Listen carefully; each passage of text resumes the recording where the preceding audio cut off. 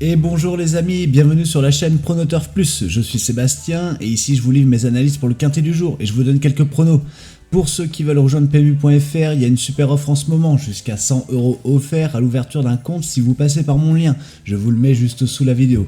Pensez à jouer responsable. Allez, c'est parti. Je vous emmène à l'hippodrome de Compiègne pour le tiercé quartet Quintet Plus du samedi 25 octobre. Il s'agit du prix Céréaliste, un handicap de R réservé aux 5 ans sur 3600 mètres, sur la piste du Putois, c'est la corde à gauche. 15 concurrents se présenteront au départ vers 15h15 sur un terrain annoncé au minimum collant. Le temps frais de 12 degrés avec un vent aux alentours de 19 km/h rend la course exigeante. Le parcours pentu de Compiègne avec ses longues lignes droites devrait bien séparer les chevaux en fond de course. J'indiquerai les bases solides et les profils atypiques dans mes sélections car il faudra ménager ses efforts jusqu'au bout pour tirer son épingle du jeu. Dès le départ, certains chevaux vont vouloir animer le train. Par exemple, Castle Allen le 8 ou King Park le 6 peuvent s'installer en tête pour forcer l'allure sur ce parcours long. Derrière, les favoris comme Beaubourg le 3 et Quelle Story le 11 devraient se caler en observateur, à l'abri dans le peloton. Avec 3600 mètres de haies à parcourir, la course sera disputée mais devrait rester régulière. L'hippodrome de Compiègne valorisant souvent les sauteurs endurants.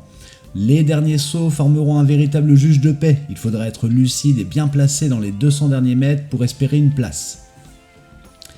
Quelques chevaux seront équipés pour l'occasion.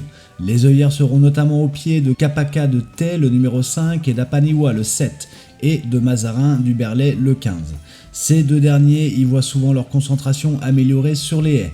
On ne note pas de porteur de bonnet annoncé et aucun changement majeur de ferrure n'a été communiqué. Ils devraient rester ferrés normalement. Ces réglages peuvent aider Kapaka, Apaniwa et Mazarin à rester collés à leur jockey et à ne pas se disperser sur le tracé. Ma sélection analytique, en première position, le numéro 3, Beaubourg. C'est mon favori. Ce poulain de Stéphane Boisbrunet n'a que 7 courses à son actif et revient de loin après une longue pause.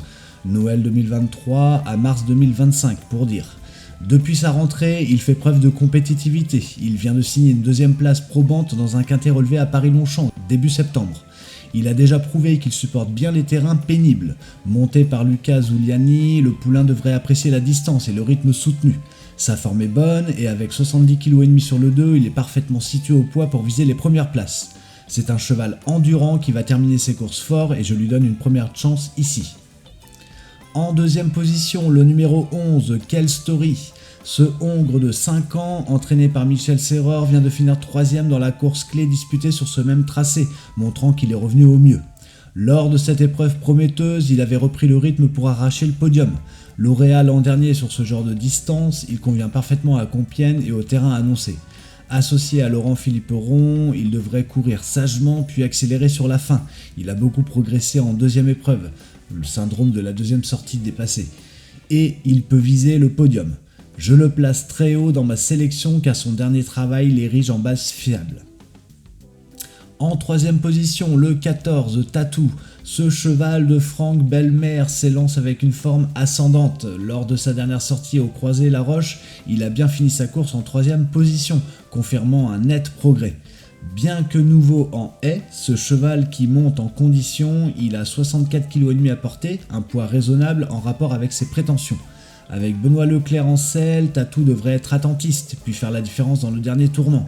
Son profil allant conviendra sur la longue ligne droite de Compiègne. Il figure dans ma sélection car il semble sur la montante et pourrait surprendre par sa régularité en fin de parcours.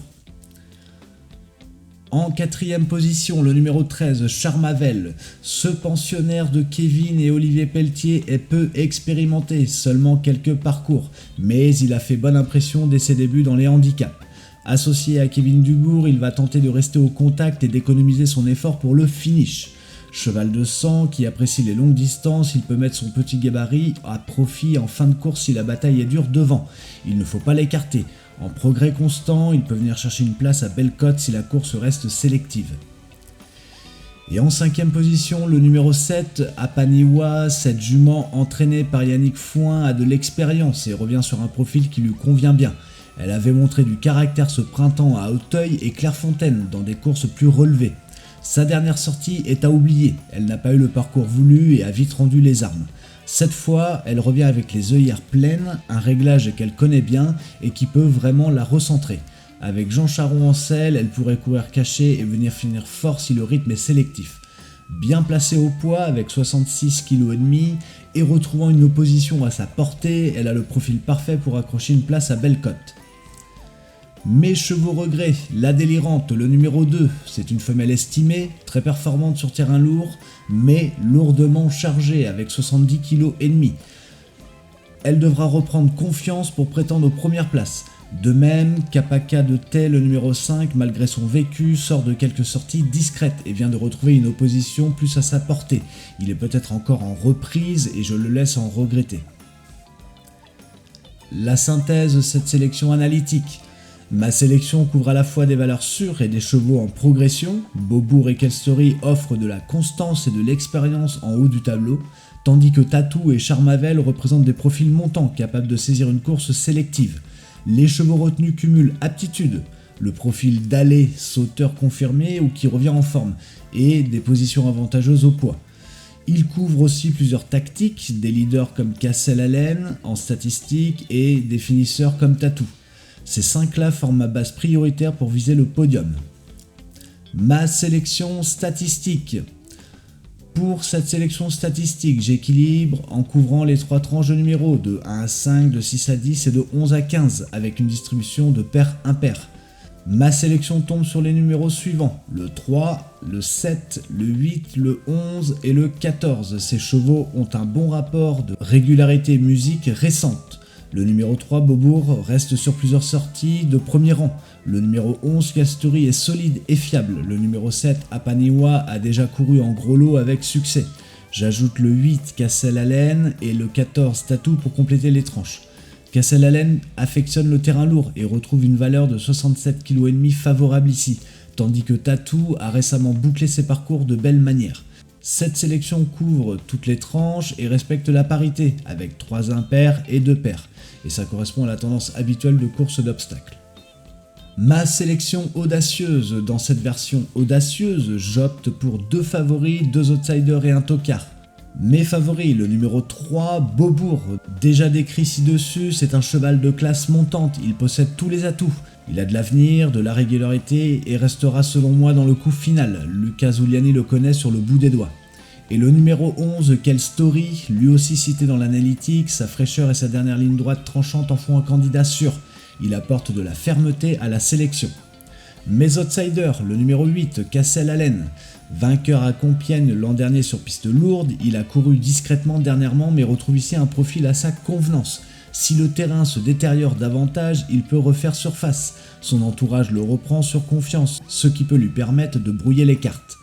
Et le numéro 9, Kikounet, lauréate d'un quintet cet hiver à Pau, elle reste régulière sur parcours identique. Cadence plus lente sur terrain collant, elle a déjà prouvé qu'elle répond présente dans de telles conditions.